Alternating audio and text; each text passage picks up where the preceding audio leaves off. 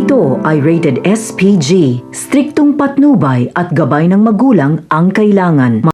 Isang mapagpalang araw mga kapamilya, humingi ng tawad si Miguelito kay Roberto dahil sa kapalpakang nangyari kung saan mas lalong kinestyon kung bakit sangkot ang isa sa security personnel ni Mayor Miguelito na si Jason sa nangyaring engkwentro.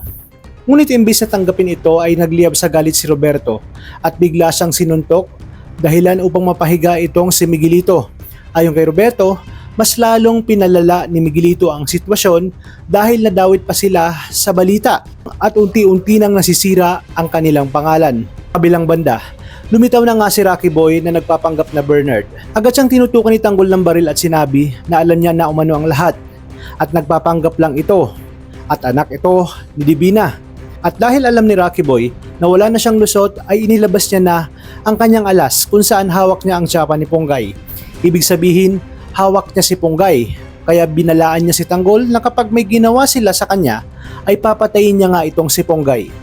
Hinamon pa niya si Tanggol na barilin siya, ngunit mabilis itong tumalon pababa ng hagdanan at nagsimula ang habulan. Kaya naman agad siyang sinundan ni Tanggol hanggang sa makarting sila sa isang madilim na kwarto kung saan naglabas si Rocky Boy ng tear gas. Lalong pumapal ang usok, wala silang makita at halos hindi na nga makahinga. Sinubukan ni Tanggol na buksan ang pinto pero kahit anong pilit niya ay hindi ito mabuksan.